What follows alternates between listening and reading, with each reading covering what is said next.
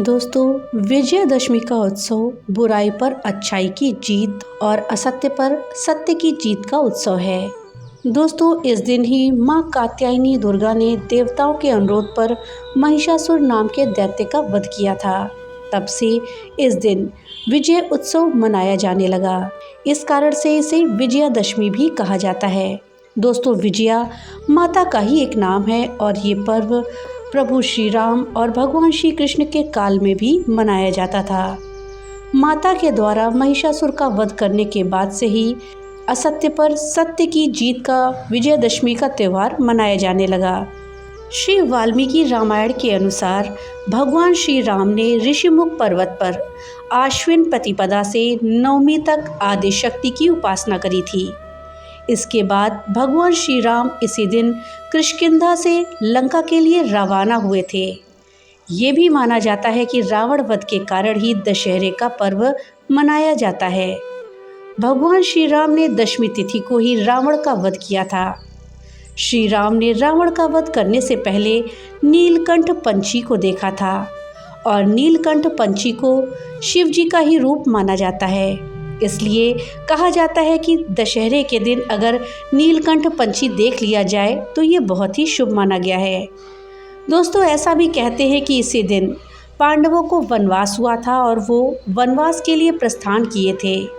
इसी दिन अज्ञातवास समाप्त होते ही पांडवों ने शक्ति पूजन करके शमी के वृक्ष में रखे हुए अपने शस्त्रों को पुनः अपने हाथों में लिया और विराट की गौवें चुराने वाली कौरव सेना पर आक्रमण करके विजय प्राप्त की थी। इस दिन पांडवों ने कौरवों पर भी विजय प्राप्त करी थी। ये भी कहा जाता है कि इसी दिन भगवान शिव की पत्नी देवी सती अपने पिता दक्ष के यज्ञ में अग्नि में समा गई थी। माना जाता है कि दशहरे के दिन ही कुबेर ने राजा रघु को स्वर्ण मुद्रा देते समय शमी की पत्तियों को सोने का बना दिया था। तभी से शमी को सोना देने वाला पेड़ माना गया है।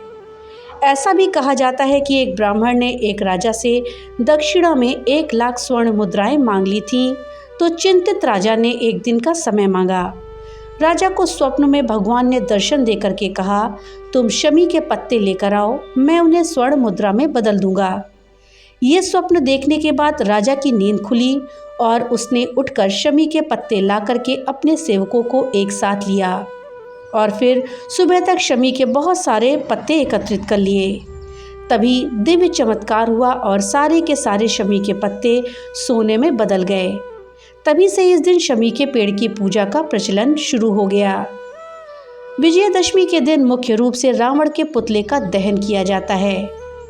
आखिरकार रावण में ऐसा क्या था जो हर साल उसका पुतला दहन करके दशहरा को मनाया जाता है। रावण का जीवन रहस्यों से भरा हुआ था। एक तरफ तो उसके परम शिवभक्त होने की बात कही जाती है और उसे प्रकांड विद्वान माना जाता है। दूसरी तरफ हर साल दशहरे पर उसका पुतला भी फूंक दिया जाता है। आखिर रावण का चरित्र एक विद्वान ब्राह्मण होने के बाद भी इतना दूषित कैसे हो गया कि लोग उसे घृणा भरी नज़रों से देखने लगे और हर साल उसका पुतला जलाकर दशहरे का त्यौहार मनाने लगे। तो दोस्तों, आज इस वीडियो में हम विजयादशमी की कथा का श्रवण करेंगे। इस कथा को सुनने के लिए वीडियो में हमारे साथ अंत तक बने रहिएगा, जिससे कि आपको सही और सटीक जानकारी प्राप्त हो पाए। नमस्कार दोस्तों, राधे राधे। आपके हमारे चैनल ज्ञान शास्त्र में आप सभी का स्वागत है। दोस्तों, वाल्मीकि रामायण में बताया गया है कि रावण पुलत्स मुनि के पुत्र महर्षि विश्रवा और राक्षसी कैकसी का पुत्र था। रावण के जन्म की कहानी आरंभ होती है समुद्र मंथन से। समुद्र मंथन से निकले अमृत को पीकर के जब देवतागण राक्षस से अधिक शक्तिशाली हो गए और हर युद्ध में उन्हें पराजित करने लगे, तो राक्षसों को चिंता होने लगी कि इस तरह तो उनके समूचे कुल का नाश हो जाएगा और राक्षसों के साम्राज्य का अंत हो जाएगा।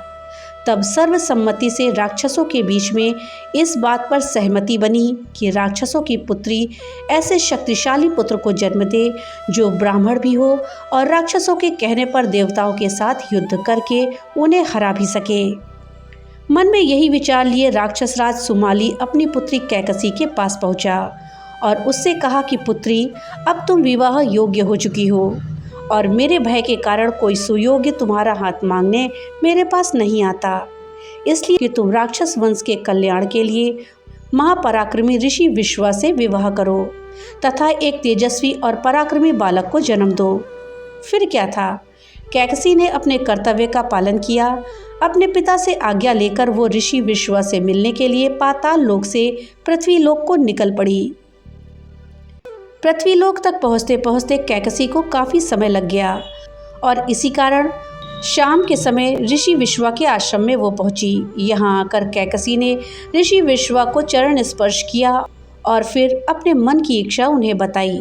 कैकसी की बातों को सुनकर ऋषि विश्वा उससे विवाह करने को तैयार हो गए, लेकिन साथ ही उन्होंने कैकसी से ये बात भी कही कि तुम कुबेला में मेरे पास आई हो, इसलिए मेरे पुत्र क्रूर और बुरे कर्म करने वाले होंगे और उनकी शक्ल भी राक्षसों जैसी ही होगी।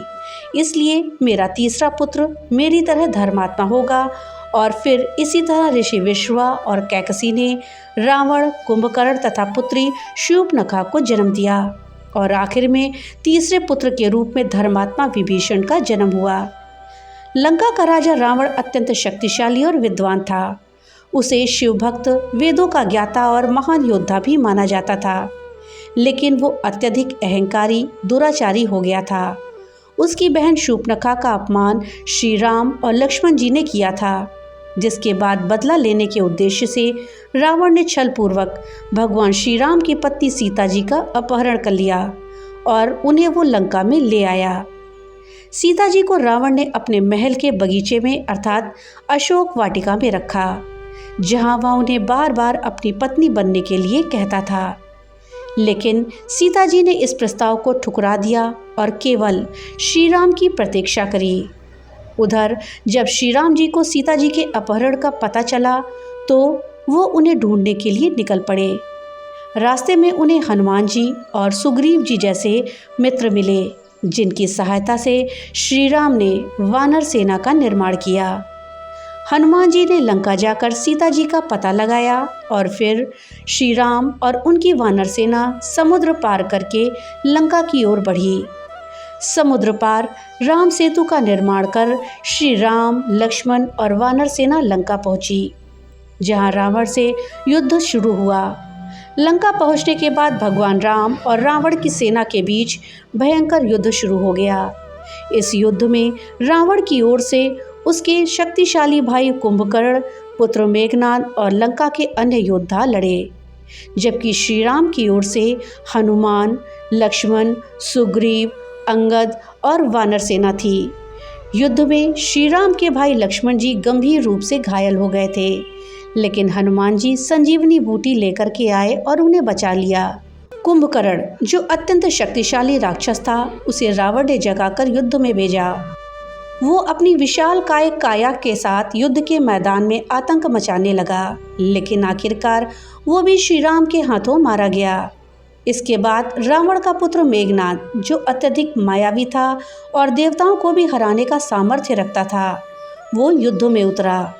मेघनाद ने अपनी मायावी शक्तियों से लक्ष्मण को गंभीर रूप से घायल कर दिया, लेकिन लक्ष्मण अंततः उसकी छलपूर्ण चालों को विफल करके उसे मार गिराते हैं।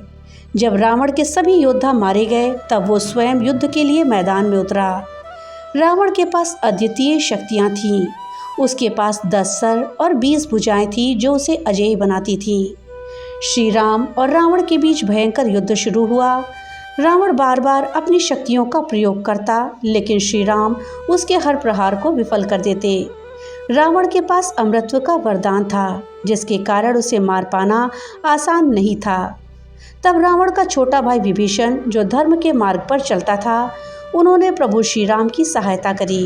विभीषण ने भगवान श्री राम को बताया कि रावण को केवल उनकी नाभि में स्थित अमृत कुंड को नष्ट करके ही मारा जा सकता है।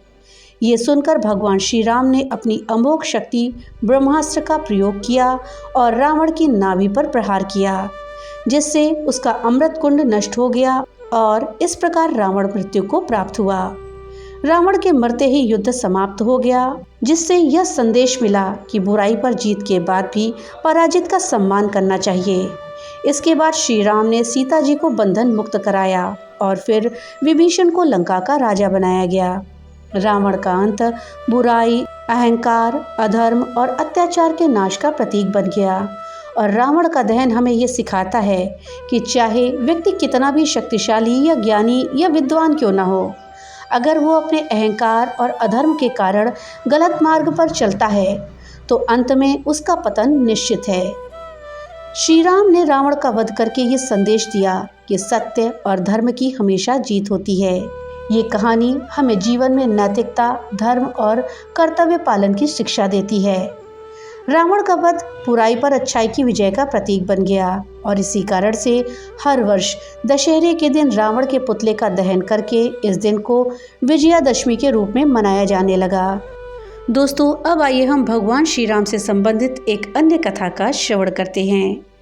एक बार की बात है, भगवान शिव और माता पार्वती कैलाश पर्वत पर बैठे हरिनाम संकीर्तन कर रहे थे।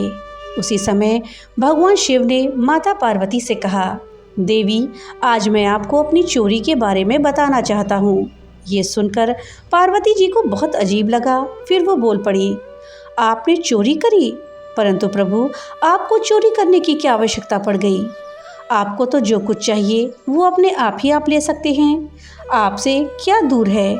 ये सुनकर भगवान शिव मुस्कुराए और बोले, हाँ, मैंने चोरी करी, लेकिन ये बात आज तक किसी को नहीं पता कि जब भगवान श्री राम बाल रूप में अयोध्या में प्रकट हुए थे, तब हम और काकभुशुंडी जी मनुष्य का शरीर बनाकर उनके दर्शन करने के लिए गए थे। भगवान शिव ने मदारी का वेश बनाया और काकभुशुंडी जी जम्बूरा बन गए।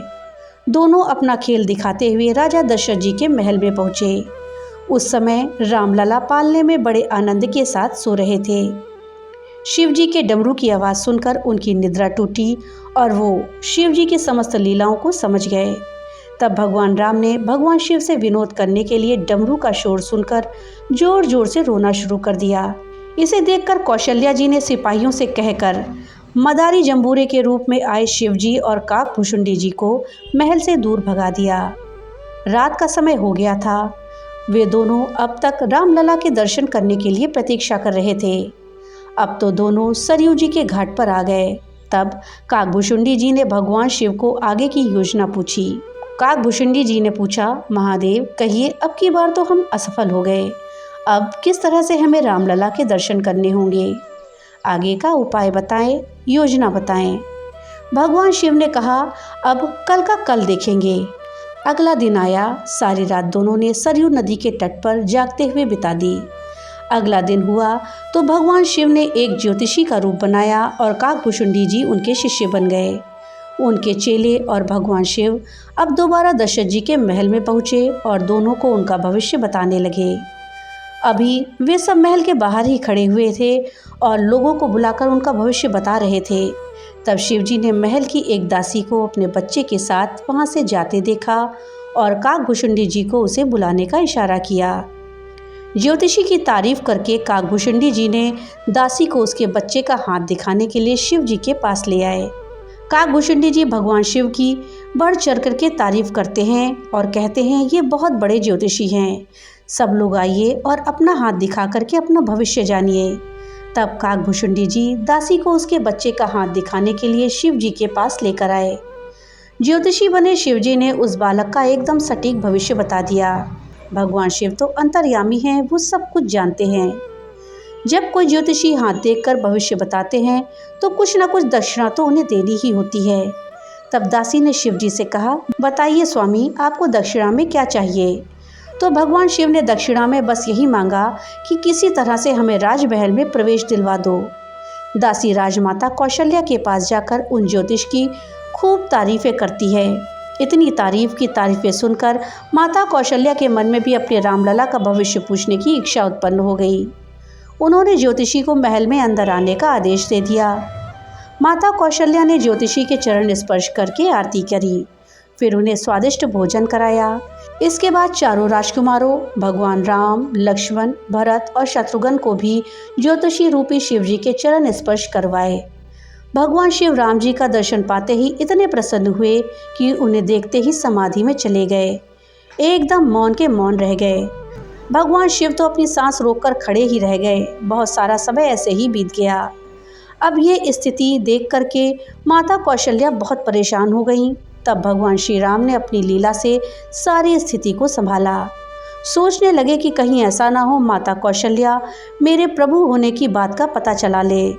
अगर मेरी मैया को ये बात पता चल गई तब तो वो मुझे भगवान की तरह से ही ध्यान रखेंगी। हो सकता है मुझे मंदिर में बिठा दें और मेरी आरती करें, पूजा पाठ करें। लेकिन मैंने तो इस पावन अयोध्या नगरी में अवतार ही इसलिए लिया है कि माता कौशल्या की गोद में एक बार एक बालक की तरह खेल कूद कर बड़ा हो सकूं, अपनी मैया का स्नेह पाऊं, दुलार पाऊं। कहीं ऐसा ना हो जाए कि भगवान शिव की इस स्थिति से माता को मेरे वास्तविक रूप का पता चल जाए। अब तो मुझे ही कुछ करना होगा, मुझे ही सारी स्थिति को संभालना होगा, नहीं तो मेरे भोले भंडारी तो इसी तरह समाधि में लीन रह जाएंगे। तब भगवान राम, जो कि शिशु रूप में थे, जोर जोर से रोना शुरू कर देते हैं। ये देखकर मैया को उनकी बड़ी चिंता होने लगी। हाथ जोड़कर ज्योतिषी महाराज से कहने लगी, महाराज आप जल्दी से मेरे पुत्र का हाथ देखकर उनका भविष्य बताइए। मेरा लल्ला बहुत भूखा है, मुझे इसे दूध भी पिलाना है। देखिए कितनी जोर से रो रहा है, आप जल्दी से इनका हाथ देखिए और जाइए। माता कौशल्या की आवाज़ सुनकर भगवान शिव वापस अपने स्वरूप में लौट आए। उनकी समाधि भंग हुई और फिर किसी तरह से ज्योतिषी बने भगवान शिव ने भगवान राम का भविष्य बताया और वहां से विदा ली। यह समस्त कथा भगवान शिव माता पार्वती को बताते हैं। सारी कथा सुनने के बाद माता पार्वती मुस्कुराने लगी, जिसे देखकर भगवान शिव बड़े आश्चर्यचकित हुए और वो देवी से पूछने लगे, क्या बात है देवी, मैंने आपको बिना बताए रामलला के दर्शन किए, आप क्रोध करने के बजाय मुस्कुरा रही हैं, क्या कारण है आपकी मुस्कुराहट का? तब माता पार्वती कहती हैं, नाथ अगर महल की दासी ना आई होती तो क्या आप अयोध्या नगरी के उस पावन महल में प्रवेश कर पाते? देवी पार्वती की ये बात सुनकर भगवान शिव सोच में पड़ गए। तब देवी पार्वती जी ने आगे ही उत्तर दिया, नाथ अगर महल की दासी नहीं आई होती तो आप उस दिन महल में प्रवेश नहीं कर पाते। प्रभु क्या आपने अब तक उस दासी को नहीं पहचाना? और ऐसा कहने के साथ ही देवी पार्वती मंद मंद मुस्कुराने लगी। तब भगवान शिव ने जब उनकी ओर देखा तब वो सारा रहस्य जान गए। दरअसल भगवान शिव की रामलला के दर्शन की मनोकामना को पूर्ण करने के लिए माता पार्वती ने ही महल की दासी का रूप धरा था और वो उनसे पहले ही अयोध्या नगरी पहुंच गई थी। तो दोस्तों ये थी विजयादशमी की कथाएं। दोस्तों आप भी इन कथाओं का श्रवण करिए और भगवान श्री राम की कृपा को प्राप्त करिए। तो दोस्तों मिलते हैं अगली नई वीडियो के साथ, तब तक के लिए राधे राधे।